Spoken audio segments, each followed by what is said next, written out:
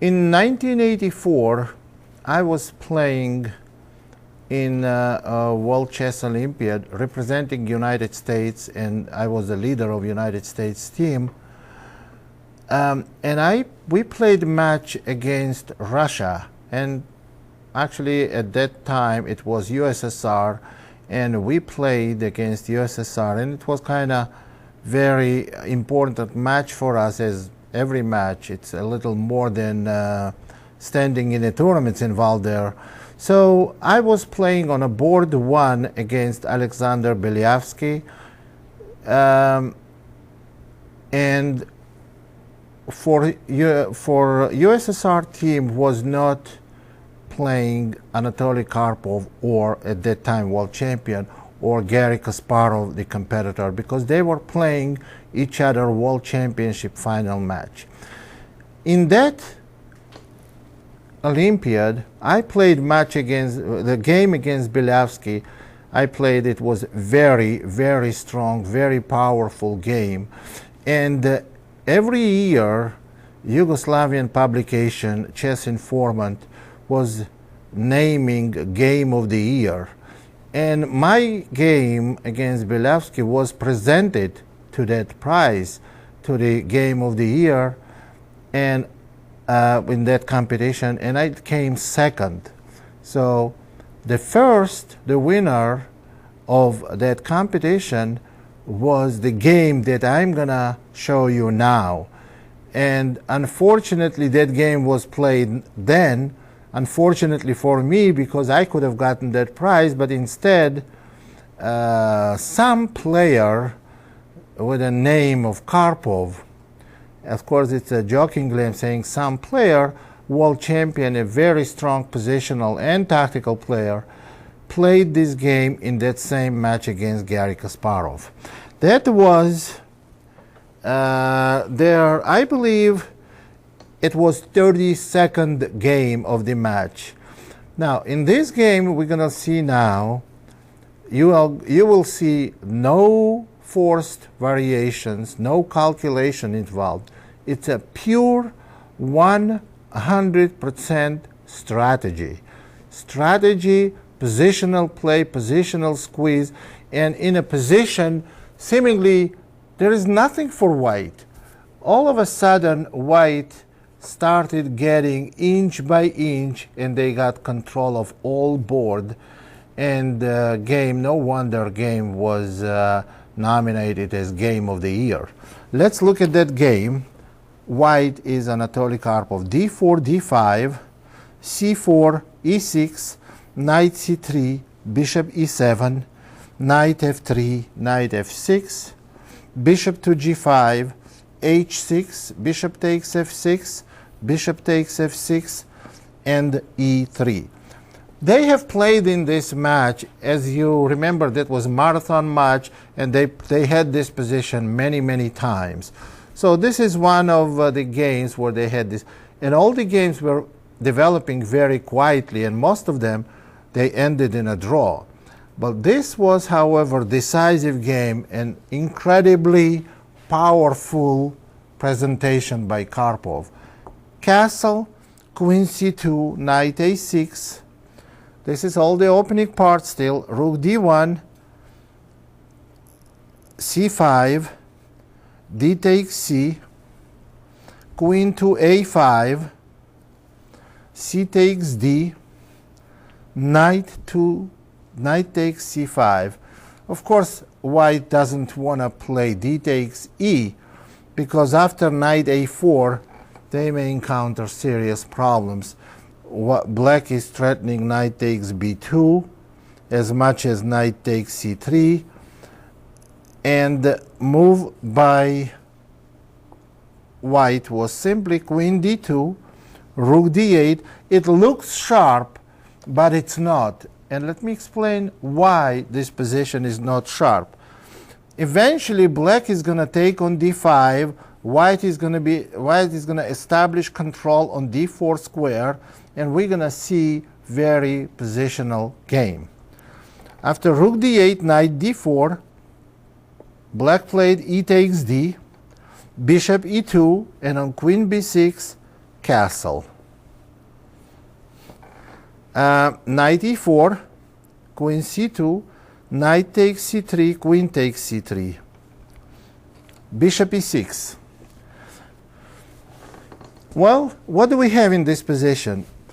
Black has a weak pawn, white has strong knight on d4, but black has two bishops. And white does not have enough grip on d4 because white does not have dark square bishop. So how can white win this game? Normally those type of positions on a high level, on a world championship level, they all end in a draw. But this game was very, very different from those games. Queen c2, rook a c8, queen b1, rook c7. And in this position, after rook c7, rook d2 and rook d2 c8. You see that black is controlling the c file, and they have very nice bishop pair. All white has is d4 square. Now, white played knight takes e6. This is the move that can be played by very weak player or very strong player. The mediocre player would never make this move. A very weak player explanation why it can be done by very weak player, because you don't take bad bishop and with exchange, you don't exchange your opponent's bad bishop for your centralized knight on d4.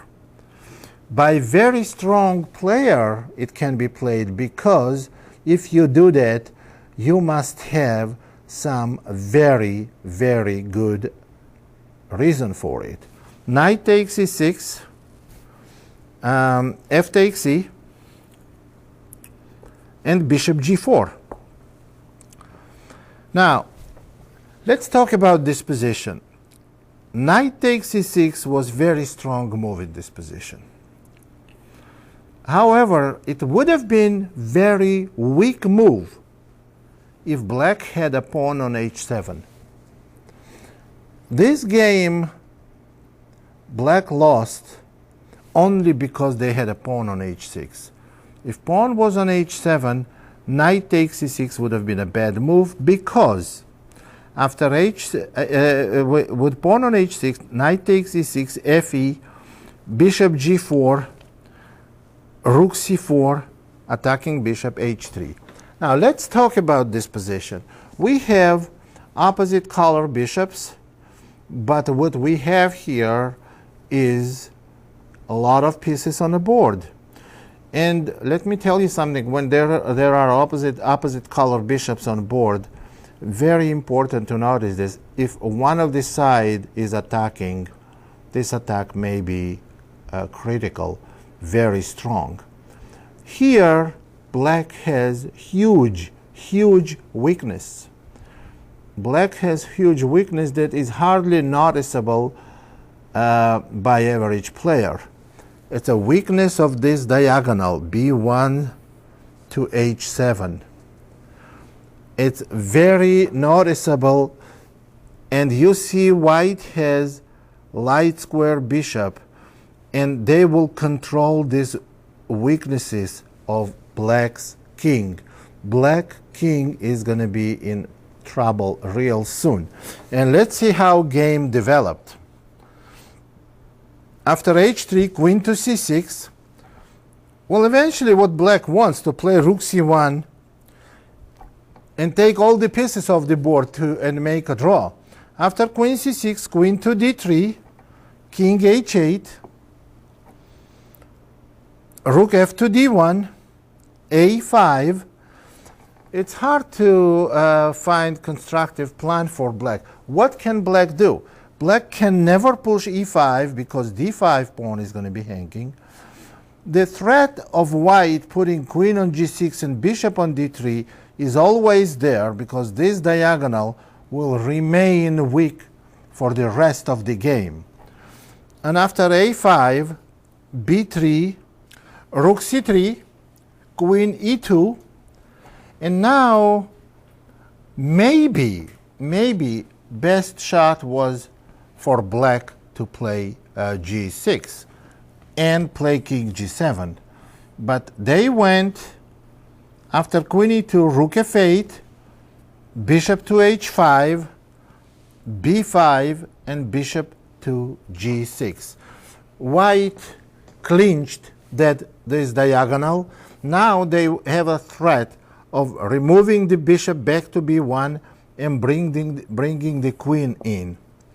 So after bishop g6, rook f8, and bishop g6, now bishop d8. Rook d3, actually bishop d3 was played with the idea I just mentioned, queen g4 and queen g6. Black goes b4, queen g4, and now black must deal with queen g6 direct threat, so queen e8. And here, let me explain you something about this position. Black's position is difficult because of the weakness of this diagonal, but white must capitalize on it. Only way white can win if they create very strong threats against black's king. White must put the queen on this diagonal, but what squares? The g6 square is controlled by the queen, and you don't want to exchange queens because then you are not going to win. f5 square is not accessible, and so is e4. None of d3 or c2 squares are available for white's queen. White has diagonal controlled, b1, h7, but they need more than that. They need to open some file because they have rooks on d2 and d1, absolutely unemployed. So they must bring these rooks into the game, and there is no open file that white can access. They cannot access, obviously, without exchanging all the pieces to C file, and there is no other open file on the board. So they play e4. They try to exchange pawns and get to e file. After e4, black played bishop g5, attacking rook to c2. Rook takes c2, bishop takes c2. Now you see white wants to take on d5 and maybe even win a pawn simply. It just open the e file something on d5, they take and open position for the rook to participate in attack. Queen to c6 and queen to e2. And white wants to play e takes d, and queen to d3, creating critical threats on this diagonal. After queen to e2, black plays queen c5, temporarily stopping white from this threat, and now black is creating threat on their own. There is a threat of rook takes f2, queen takes f2, and bishop to e3. Well, obviously you don't overlook shots like this on in world championship matches. So white played rook f1.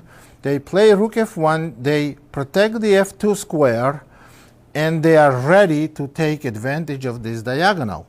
Queen c3, ed, ed. So you see now what was the point of queen c3. Black denies access to white's queen to d3 square. After e takes d and e takes d, white goes bishop b1, and they are ready to penetrate with a queen, maybe to e6 and g6. So bishop b1 is a strong move, and black goes queen to d2. Now white goes queen e5, and black goes rook d8. Now white in this position, well, actually instead of queen e5 there was also possible queen e6, which was the same result, maybe even more accurate move. Now here black realizes that they can never keep white's queen, deny white's queen the access to this diagonal. So they went rook d8, and now they create some kind of a triangle. Queen d2, bishop g5, and bishop g5 and rook d8 keep all their pieces protected. So what happened after rook d8? Queen f5, king g8. In the next stage of the game, Karpov is trying to repeat position several times. It's the very common pattern to make more moves and to avoid time pressure, to make more moves to the time control. So after queen e6, king h8, queen g6, king g8, queen e6, king h8, and bishop f5. So now he wants to play queen g6 and bishop e6. So after bishop f5, queen to c3, queen g6, king g8, bishop to e6, king h8. Now bishop to f5 again repeating position a couple of times, king g8, and very strong move, g3. Now why g3? So they want to play h4 and kick the bishop out of g5 and improve their pieces position. Eventually rook wants to come out to play h4 and king g2. So after g3, king f8, king to g2, queen to f6, queen to h7. And after queen f7, h4, black didn't want to go bishop f6 because of rook e1. And white controls the the e-file, and rook e8 is not possible because of bishop g6, winning material. So in this position after h4, black played bishop d2, rook d1, bishop c3. Rook has to come into the game, otherwise white cannot win this position. Rook comes to d3, having an access, threatening rook e3 or maybe rook f3 even. Rook d6, rook f3. And you see king has to come out. Queen to h8. Now white wants to come from the other side. Black is totally helpless and positionally absolutely busted.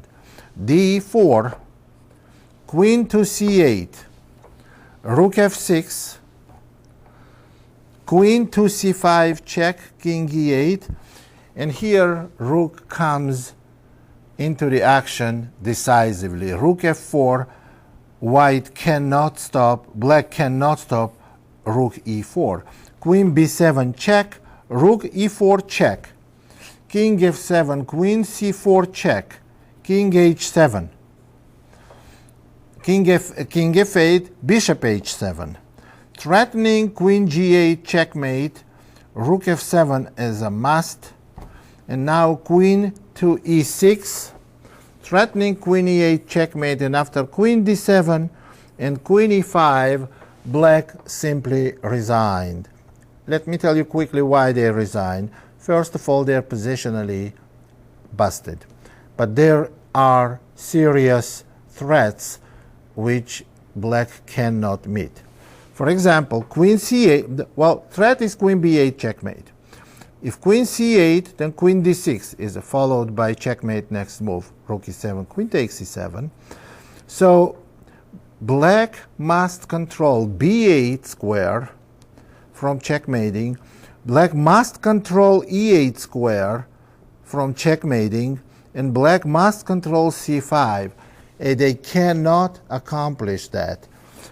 For example, on rook to e7, white can simply win by playing rook f4 check, king e8, queen b8 check, and on queen d8, simply rook f8 check. So what else can black do in this position? What else can black do is play queen to d8, but then queen c5 check. This is interesting. Now rook e7 is forced, rook f4 check, king e8 is forced, and it's the same pattern. Queen c6 check, queen d7, and queen a8 check, queen d8, and rook f8. In other words, black is totally helpless. And interesting to notice here how everything, all the threats that white created in this position are light square connected, related, and bishop is on c3, totally helpless, and that's why black resigned. Very powerful positional strategical game by the world champion Anatoly Karpov.